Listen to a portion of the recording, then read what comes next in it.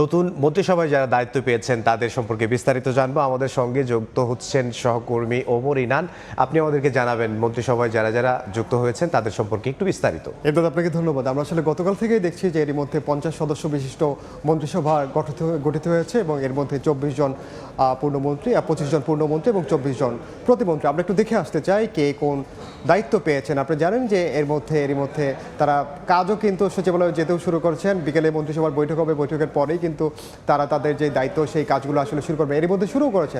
আমরা একটু দেখতে চাই এখন পর্যন্ত যে আসলে কারা কোন দায়িত্ব পেয়েছেন। আমরা যদি দেখি তাহলে দেখতে পাবো যে বিএনপির মহাসচিব শুরুতেই থাকবে, যে আসলে বিএনপি মহাসচিব মির্জা ফখরুল ইসলাম আলমগীর। আপনি জানেন যে এর মধ্যে স্থানীয় সরকার, পল্লী উন্নয়ন ও সমবায় মন্ত্রণালয়ের দায়িত্ব পেয়েছেন। তিনি ঠাকুরগাঁও 1 থেকে নির্বাচিত হয়েছেন। এবার ত্রয়োদশ জাতীয় সংসদ নির্বাচনে তিনি 6 বার জাতীয় সংসদ নির্বাচনে লড়াই করেছেন, এর মধ্যে 3 বার জয়ী হয়েছেন এবং 60 দশকে ঢাকা বিশ্ববিদ্যালয় ছাত্র ইউনিয়নের রাজনীতি করেছেন এবং দলের অন্যতম ত্যাগী নেতা হিসেবেও, বর্ষিয়ান রাজনীতিবিদ হিসেবেও তিনি আসলে সবার মাঝে সমাদৃত এবং এর মধ্যে তিনি শিক্ষকতাও করেছেন একটা নির্দিষ্ট সময়।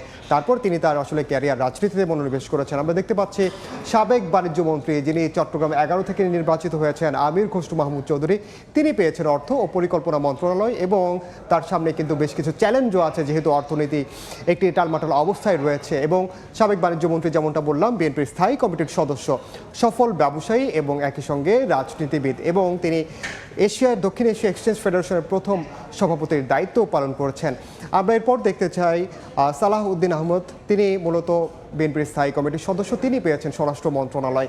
কক্সবাজার 1 আসন থেকে নির্বাচিত তিনি। 1991 সালে প্রয়াত বেগম খালেদা জিয়ার এপিএস হিসেবে তিনি দায়িত্ব পালন করেছেন। এছাড়া 5 বার জাতীয় সংসদ নির্বাচনে তিনি লড়াই করেছেন, এর মধ্যে তিনি 3 বার জয়ী হয়েছেন। আবার তিনি যোগাযোগ মন্ত্রণালয়ের প্রতিমন্ত্রী হিসেবেও এর আগে দায়িত্ব পালন করেছেন। আমরা আরেকটি দেখতে চাই, যিনি দায়িত্ব পেয়েছেন মুক্তিযুদ্ধ বিষয়ক মন্ত্রণালয়ের, মেজর অবসরপ্রাপ্ত হাফিজউদ্দিন আহমেদ। তিনি মূলত ভোলা 3 থেকে নির্বাচিত হয়েছেন। আবার পানি সম্পদ মন্ত্রণালয়ের তিনি আগে মন্ত্রী ছিলেন।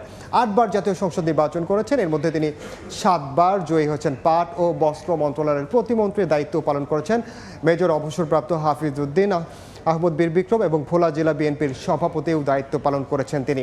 আমরা দেখতে পাচ্ছি বেগম খালেদা জিয়ার, প্রয়াত বেগম খালেদা জিয়ার ব্যক্তিগত চিকিৎসক ডাক্তার AZM জাহিদ হোসেন, তিনি দিনাজপুর 6 থেকে এবার নির্বাচন করেছেন এবং জয়ী হয়েছেন। বিএসএমএম এর তিনি ইউরোলজি বিভাগের অধ্যাপক, তিনি দায়িত্ব পেয়েছেন মহিলা, শিশু ও সমাজ কল্যাণ মন্ত্রণালয়ের এবং বিএনপির জাতীয় স্থায়ী কমিটির সদস্য। আমরা যদি আরেকটি দেখতে চাই, দেখতে পাচ্ছি আব্দুল আল মিন্টু, তিনি পেয়েছেন পরিবেশ, বন ও জলবায়ু পরিবর্তন মন্ত্রী, যেটি খুবই গুরুত্বপূর্ণ একটি মন্ত্রণালয়। তিনি এবার ফেনী 3 থেকে নির্বাচন করেছেন এবং জয়ী হয়েছেন। FBCC এর সাবেক সভাপতি এবং ন্যাশনাল ব্যাংকের অন্যতম প্রতিষ্ঠাতা, 2026 সংসদ নির্বাচনে অংশগ্রহণ করে তিনি আসলে মূলত নির্বাচিত হয়েছেন।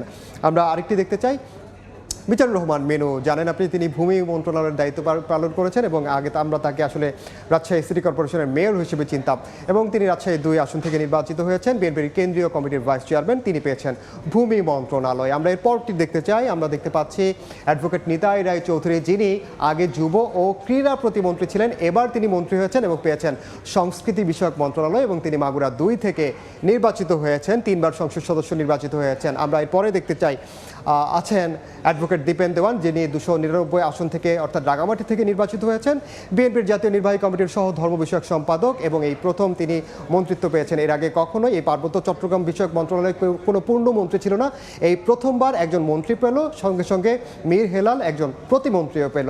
আমরা আরেকটি দেখতে চাই আর কে আছেন। আমরা দেখতে পাচ্ছি শহীদউদ্দিন চৌধুরী আনি, যিনি লক্ষ্মীপুর 3 আসন থেকে এবার নির্বাচন করেছেন, জয়ী হয়েছেন।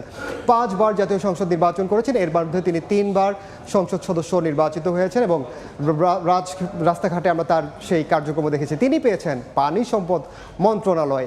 আমরা যদি এর পরটা দেখি, আরিফুল হক চৌধুরী, যিনি সিলেট 4 থেকে নির্বাচিত হয়েছেন এবং একই সঙ্গে সিলেটের মেয়রও ছিলেন, তিনি শ্রম ও কর্মসংস্থান, প্রবাসী কল্যাণ ও বৈদেশিক কর্মসংস্থান মন্ত্রণালয়ের দায়িত্ব পেয়েছেন আরিফুল হক চৌধুরী এবং প্রথমবার তিনি জাতীয় সংসদ নির্বাচন করে আসলে বাজিমাত করেছেন।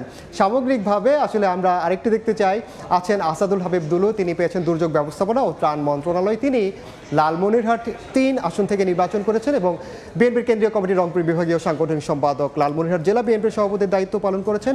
6 বার তিনি জাতীয় সংসদ নির্বাচন করেছেন, এর মধ্যে 4 বারেই তিনি এই সংসদ সদস্য হিসেবে নির্বাচিত হয়েছেন এবং এবার তিনি আসলে আসাদুল হাবিব দুলু এবার মন্ত্রিত্ব পেলেন এবং যে কারণে আমরা একটু করে দেখছি আসলে সবার প্রোফাইল জানানোর চেষ্টা করছি দর্শকদের যে আসলে আগে তারা কোন মন্ত্রণালয়ে ছিলেন, এখন কোন মন্ত্রণালয়ে পেলেন। আগে দেখেছেন যে অনেকে প্রতিমন্ত্রী ছিল, এবার পূর্ণমন্ত্রী হয়েছেন। আবার প্রথমবার এসেই অনেকে প্রথমবার কিন্তু আসলে বাজিমাত ইলেকশনে করেছেন। জিতেই তারা আসলে মন্ত্রিত্ব পেয়েছেন, পূর্ণ মন্ত্রীর দায়িত্ব পেয়েছেন। এটি একটি ভালো দিক এবং এর আগে আমরা যেটা শুনেছিলাম যে পুরনো এবং নতুনদের নিয়ে মিশেলে একটা সুন্দর মন্ত্রিসভা গঠন করা হবে, সেই লক্ষ্যে আসলে এটি করা হয়েছে এবং যারা জুলাই এবং আন্দোলনে যাদের ভূমিকা ছিল তারাও আসলে মন্ত্রিসভায় দায়িত্ব পেয়েছেন। ওমর ইনান, আপনাকে অসংখ্য ধন্যবাদ। ধন্যবাদ।